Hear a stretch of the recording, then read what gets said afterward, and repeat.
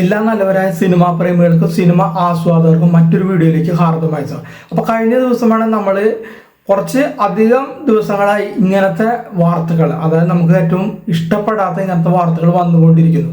ഇപ്പോൾ സിനിമാ സംവിധായകർ കുറച്ചുപേര് കഞ്ചാവ് കേസിൽ പിടിക്കപ്പെട്ടു. നമ്മുടെ ഷൈൻ ടോം ചാക്കോ പിടിക്കപ്പെട്ടു. ഇപ്പോൾ അവസാനമായി ഇന്നലെ വന്നത് നമ്മുടെ വേടൻ എന്ന് പറയുന്ന മലയാളം റാപ്പ് സിംഗർ കഞ്ചാവ് കേസിൽ പിടിക്കപ്പെട്ടതായിട്ട് നമുക്ക് അറിയാം. അപ്പോൾ ആരാണ് വേടൻ, എന്താണ് ഇതിന് പിന്നിലെ സംഭവങ്ങൾ എന്നതിനെ കുറിച്ച് നമുക്ക് ചെറിയതായിട്ടൊന്ന് സംസാരിക്കാം. അപ്പോൾ ഫ്ലാറ്റിൽ നിന്ന് കഞ്ചാവ് പിടികൂടിയ സംഭവത്തോടെയാണ് വീണ്ടും ഒരു വിവാദങ്ങളിലേക്കാണ് നിറയുകയാണ് വേടൻ. അപ്പോൾ വേടൻ എന്ന് പറഞ്ഞാൽ അദ്ദേഹത്തിന്റെ മുഴുവൻ പേര് ഹിരൺദാസ് മുരളി ആണ്. അപ്പൊ മലയാളത്തിലെ സ്വതന്ത്ര റാപ്പറായി ശ്രദ്ധ നേടിയ ഒരു കലാകാരനാണ് അദ്ദേഹം. കുറച്ച് കാലത്തിനുള്ളിൽ സിനിമയിലടക്കം തൻ്റെ ഒരു സാന്നിധ്യം അറിയിച്ച ഒരു വ്യക്തി കൂടിയാണ് ഈ വേടൻ എന്ന് പറയുന്ന Hirandas Murali. Voice of voiceless എന്ന തൻ്റെ മ്യൂസിക് വീഡിയോയിലൂടെയാണ് അദ്ദേഹം ഒരു യുവജനങ്ങൾക്ക് ഇടയിൽ ഒരു തരംഗമായി മാറിയത്. വേടനെ കുറിച്ച് പറയുകയാണെങ്കിൽ അദ്ദേഹം കേരളത്തിലെ തൃശ്ശൂർ ജില്ലയിലാണ് അദ്ദേഹത്തിന്റെ ജനനം. ഹിരൺദാസ് മുരളിയുടെ യഥാർത്ഥ പേര്. ഏകദേശം 25ാമത്തെ വയസ്സിലാണ് അദ്ദേഹം തൻ്റെ ആദ്യത്തെ മ്യൂസിക് വീഡിയോ പുറത്തിറക്കുന്നത്. അദ്ദേഹത്തിന്റെ ആദ്യ വീഡിയോ തന്നെ സംഗീത പ്രേമികൾ ഏറ്റെടുത്തു. അപ്പൊ വേടന്റെ പാട്ടുകൾ പറയാൻ ശ്രമിക്കുന്ന ഒരു രാഷ്ട്രീയമുണ്ട്. അതിന് വലിയ ഒരു സ്വീകാര്യതയാണ് യുവജനങ്ങൾക്കിടയിൽ അല്ലെങ്കിൽ ന്യൂജൻ കുട്ടികൾക്കിടയിൽ ലഭിച്ചത്. അദ്ദേഹം സ്കൂൾ വിദ്യാഭ്യാസത്തിന് ശേഷം നിർമ്മാണ മേഖലയിൽ ജോലി ചെയ്തു കുറച്ചു നാൾ. അതിനുശേഷം എഡിറ്റർ ബി അജിത് കുമാറിന്റെ സ്റ്റുഡിയോ ബോയ് ആയി അദ്ദേഹം പ്രവർത്തിച്ചു. അതുകൂടാതെ അമേരിക്കൻ റാപ്പറായ ടൂപാക് ഷാക്കൂറിൽ നിന്ന് ഒരു പ്രചോദനം ഉൾക്കൊണ്ടിട്ടാണ് അദ്ദേഹം സ്വതന്ത്ര സംഗീത രംഗത്തേക്ക്, അതായത് മലയാളത്തിലെ റാപ്പിലേക്ക് എത്തുന്നത്. അദ്ദേഹത്തിന്റെ ആദ്യ വീഡിയോയ്ക്ക് ശേഷം വന്ന വേടന്റെ മറ്റു റാപ്പുകളും വളരെയധികം ജനശ്രദ്ധ നേടിയിട്ടുണ്ട്. 2021 പുറത്തിറങ്ങിയ നായാട്ട്, കൂടാതെ 2023 പുറത്തിറങ്ങിയ കരം, പിന്നെ മഞ്ഞുമ്മൽ ബോയ്സ് എന്നിവയിലെ പാട്ടുകളെല്ലാം വളരെയധികം ശ്രദ്ധ നേടിയിട്ടുണ്ട്. ജനങ്ങൾ ഏറ്റെടുത്ത പാട്ടുകളായിരുന്നു അതെല്ലാം.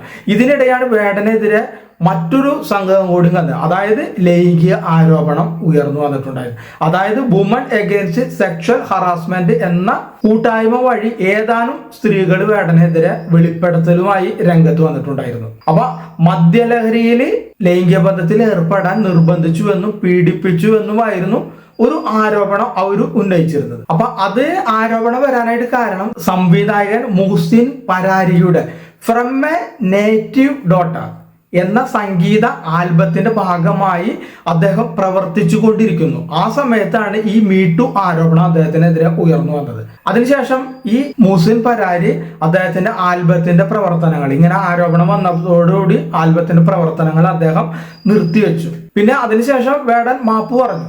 ഇതിനുശേഷം എമ്പുരാൻ സിനിമയായിട്ട് വന്നപ്പോൾ അതിന്റെ ഒരു രംഗങ്ങളൊക്കെ എഡിറ്റ് ചെയ്യുന്നു. അപ്പൊ ആ സമയത്തും അദ്ദേഹം ചില പരാമർശങ്ങൾ നടത്തിയപ്പോഴും അതും ചില ഇഷ്യൂസിനെല്ലാം കാരണമായിട്ടുണ്ട്. പക്ഷെ ഇതിൽ മറ്റൊരു കാര്യം, എല്ലാവരും വേടനെ ഇപ്പോൾ സോഷ്യൽ മീഡിയ കുറ്റപ്പെടുത്തുന്നു. അതായത് സംവിധായകരെ പിടിച്ചു, ഷൈൻ ടോക്കനെ പിടിച്ചു, പക്ഷെ അതിൽ കൂടുതൽ ആളുകൾ വേടനെതിരെ രംഗത്ത് വരുന്നു. കാരണം എന്താണെന്ന് വെച്ചാൽ കഴിഞ്ഞ കുറച്ച് ആഴ്ചകൾക്ക് മുമ്പ് തൃശ്ശൂർ ജില്ലയിലെ കഴിയുമ്പറം എന്ന സ്ഥലത്ത് ഒരു ബീച്ച് ഫെസ്റ്റ് നടത്തുന്നു. അവിടെ ബന്ധപ്പെട്ട ഒരു പരിപാടിക്ക് എതിരെ അദ്ദേഹം സിന്തറ്റിക് ലഹരിക്കെതിരെ നടത്തിയ ഒരു പരാമർശം. അതായത് അദ്ദേഹം പറയുന്നത് ഇങ്ങനെയാണ്: ഞാൻ അനുഭവം കൊണ്ട് പറയുകയാണ് മക്കളെ, സിന്തറ്റിക് ഡ്രഗ് 10 പേർ അടിച്ചു കഴിഞ്ഞാൽ 2 പേര് ചത്തുപോകും. അത് ചെകുത്താനാണ്, അവനെ ഒഴിവാക്കുക, ദയവ് ചെയ്ത് ഒഴിവാക്കുക പ്ലീസ്. എത്ര അമ്മയും അപ്പനുമാണ് എൻ്റെ അടുത്ത് വന്ന് കാല് പിടിക്കുന്നത് മക്കളെ, ഇതൊന്ന് പറഞ്ഞു മനസ്സിലാക്കൂ എന്ന് പുതിയ തലമുറയോട്.